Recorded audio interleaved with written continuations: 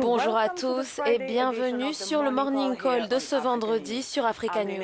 Je suis Linette Bahati, en direct de Pointe-Noire au Congo. Mesdames, Messieurs, bonjour, bienvenue dans cette édition du Morning Call. Je suis Stéphane Cougnier. À la une, France, un camion fonce sur la foule à Nice. Bilan au moins 80 morts et une centaine de blessés. Les autorités évoquent l'hypothèse d'un attentat. Un accord de partenariat économique entre l'Union européenne et la Communauté de développement de l'Afrique australe a été voté hier au Parlement européen. Mais que vont réellement en tirer les pays africains concernés? Nous en parlons avec une députée européenne dans cette édition. Mali, des rassemblements organisés à Bamako et à Tombouctou dans le nord du pays en soutien aux auteurs des manifestations de Gao qui ont fait au moins 5 morts. Et puis en Côte d'Ivoire, le président de la société pétrolière et gazière Petroci annonce que le pays envisage de doubler sa production d'ici 2020, mais aussi d'encourager l'investissement étranger dans l'exploration au large des côtes. On en parle dans notre page business. Mesdames, Messieurs, bienvenue dans cette édition du Morning Call.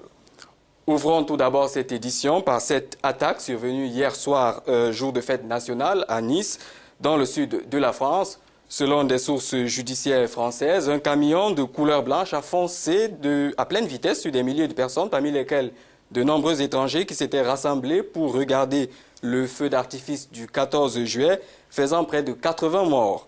D'après les médias locaux, c'est un jeune homme d'origine tunisienne, âgé de 31 ans, qui conduisait le camion.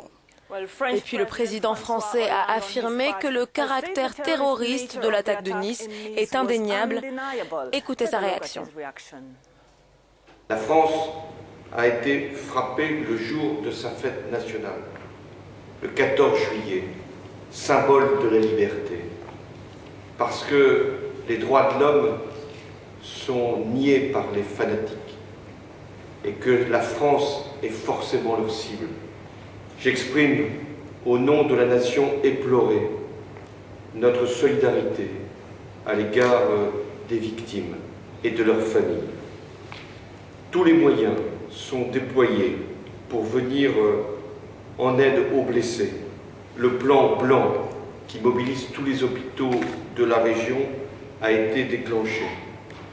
Après Paris, au mois de janvier 2015, puis au mois de novembre de l'année dernière, avec Saint-Denis.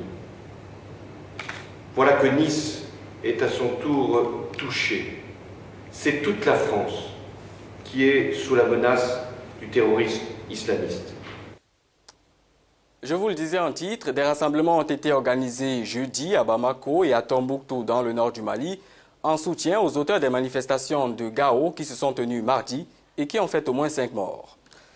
Parallèlement, suite à la récente montée de violence, une délégation de haut niveau a été envoyée à Bamako. Elle a également pu échanger avec les jeunes contestataires de Gao.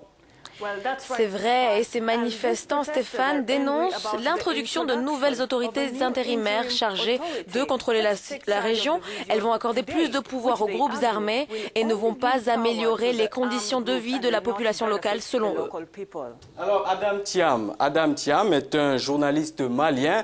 Il revient ici sur les principaux griefs des populations contre cette mise en place des autorités intérimaires qui devrait se faire jusqu'au 25 août. On l'écoute. Dans la région nord du Mali qui s'appelle Gao, il y a des manifestations depuis 70 heures de la jeunesse. Et ces manifestations expriment la colère de la population contre une partie de l'accord de paix qui s'appelle la mise en œuvre du dispositif des autorités intérimaires.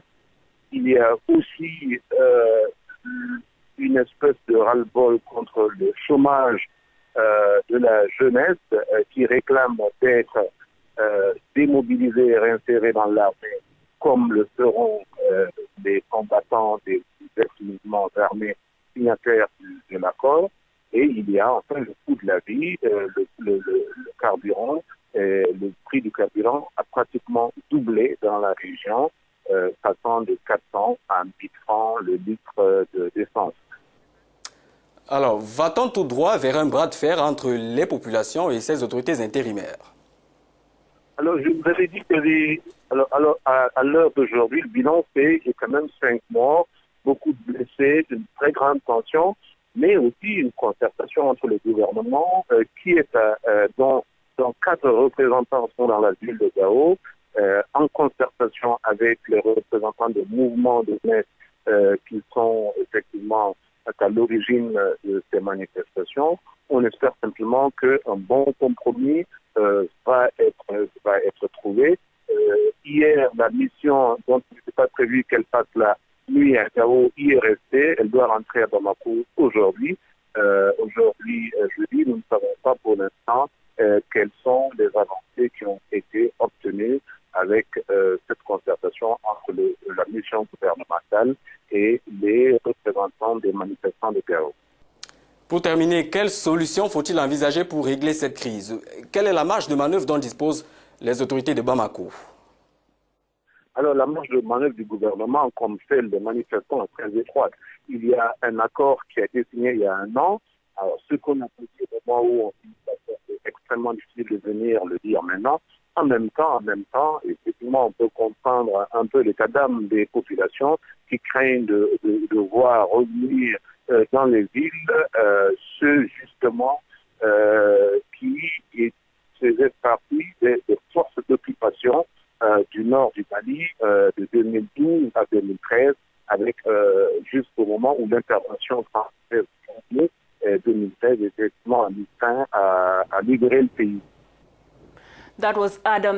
C'était le journaliste Adam Thiam à Bamako, au Mali.